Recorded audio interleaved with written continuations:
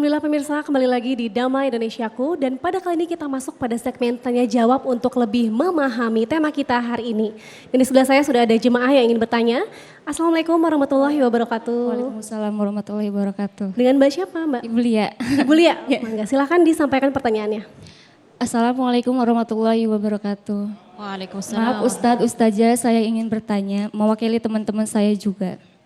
Bagaimana tentang boykot apabila dengan kita memboikot produk-produk yang merugikan Israel, tapi di sisi lain saudara terdekat kita kena dampaknya seperti PHK atau tidak diperpanjangnya kontrak. Itu gimana ya Ustadz? Mohon bimbingannya. Assalamualaikum warahmatullahi wabarakatuh. Waalaikumsalam warahmatullahi wabarakatuh. Mas Agung. Baik, terima kasih. Kita akan mulai untuk menjawab pertanyaan dari Ibu Lia. Ini menarik sekali, memang masalah boykot ini menjadi permasalahan bagi kita. Yang pertama adalah tentu saja melemahkan ekonomi daripada penjajah, tetapi ternyata ada faktor lain yang harus kita perhatikan. Orang-orang yang bekerja di produk-produk luar yang ada di sini, ada pertanyaan, kasihan dong mereka bekerja di mana. Nah ini mungkin bisa dari Kiai Sarif terlebih dahulu. Lantas bagaimanakah satu langkah yang bijaksana? Di lain sisi kita memboikot, dan di lain sisi kita juga memperhatikan tenaga kerja kita yang ada di sini, Kiai. Ya ada satu kaidah usul fiqh. Daf'u a'zamil mafsadatain. Menolak yang paling besarnya madorot. Bila ada dua-duanya madorot, maka lihat madorot mana yang paling besar. Bila kemudian PHK dikomparasi dengan kemudian harta yang keuntungannya didapatkan buat membantai kaum muslimin, maka tentu kita akan jelas membandingkan bahwa lebih banyak penderitaan dari lantaran harta itu kemudian dikumpulkan keuntungan buat mereka, buat memberi senjata dan kemudian menghancurkan kaum muslimin. Bila pada pilihan dua-duanya adalah membawa madorot, lihat madorot mana yang paling besar, maka itu yang harus ditolak. Konsekuensi memang harus ada. Di PHK engkau merasa sedih, lalu bagaimana dengan saudaramu yang dibombardir di saat dia sedang tertidur, kemudian runtuh dan mereka kemudian meninggal dan kehilangan dari anggota keluarganya. Padahal masalah urusan PHK tidak menjadi kiamat, engkau tidak serta-merta menjadi kemudian mati ketika di PHK. Bila kita melihat dari sudut itu, maka setiap perbuatan kebaikan pasti ada sebuah konsekuensi dan itulah yang kemudian akan menguji keimanan kita. Sejauh mana kau berjuang di jalan Allah. Bagaimana saudara-saudara kita kaum muslimin pada saat mereka berperang bahkan mereka harus mendapatkan kesedihan kesusahan. Ada seorang yang terkenal gantengnya luar biasa. Kalau dia lewat di kota Mekah, wanita-wanita Mekah minta untuk dilamar. Mus'ab bin Umair namanya. Ketika dia memilih untuk mengikuti baginda Rasulullah, beriman kepada Allah dan Rasulnya, dia diboikot oleh ibunya, nggak boleh makan satu butir pun makanan dari rumahnya.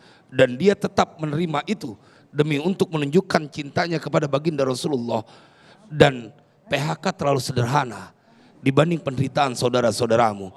Kadang-kadang kita perlu berkorban sedikit untuk mendatangkan senyuman pada wajah banyak saudara kita. Jangan kita terlalu mengkhawatirkan sesuatu yang kecil, berpikir hanya egois demi keuntungan sendiri. Padahal di waktu yang lain engkau punya kesempatan untuk mencari pekerjaan. Kalau itu dipertaruhkan di jalan Allah, kau sedang jihad. Mudah-mudahan manfaat. Ustazah Nabila, kita tahu bahwa bahkan Majelis Ulama Indonesia sudah mengeluarkan daftar produk-produk yang diboikot dan tiketnya sudah haram. Nah lantas bagaimana kalau kita istilahnya sesekali, ya kan sesekali juga menggunakan produk tersebut, minum kopi atau apa. Nah ini hukumnya kan sudah berubah di sini. Bagaimana penjelasannya?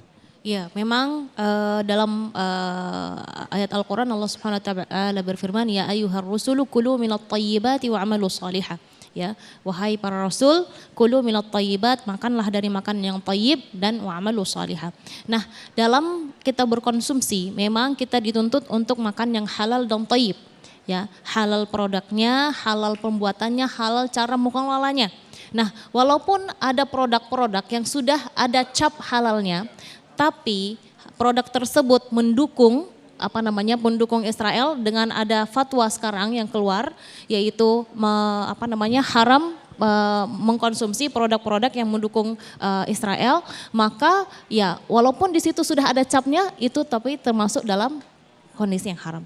Jadi ada misalnya makanan, barang-barang pakaian dan sebagainya walaupun sudah ada halalnya, cap halalnya dari MUI-nya, tapi karena ada fatwa yang keluar tadi yang terakhir yaitu mengharamkan mengkonsumsi apapun produk yang mendukung Zionis Israel, maka di situ kita stop menggunakannya. Nah kalau misalnya nih, tapi kan ini kalau misalnya kalau kita nggak pakai produk tersebut ya maka mungkin kulit kita rusak atau menyebabkan kematian. Nah kalau misalnya sudah nyampe ke tahap itu kematian, sudah tidak bisa dilepas, maka ya boleh.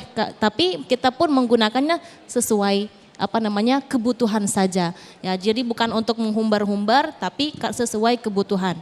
Ya jadi karena memang untuk untuk memboikot secara total itu mungkin karena kita lihat hampir produk yang kita gunakan itu hampir mendukung sana. Jadi dan itu menurut saya sangat bagus ada fatwa itu untuk kita melek produk-produk lokal agar insya Allah ekonomi kita juga insya Allah baik. Jadi bisa ditegaskan dengan adanya hadirnya fatwa MUI yang mengharamkan, maka justru produk-produk yang awalnya adalah halal akhirnya menjadi haram karena ada masalah ini begitu Ustaz saya.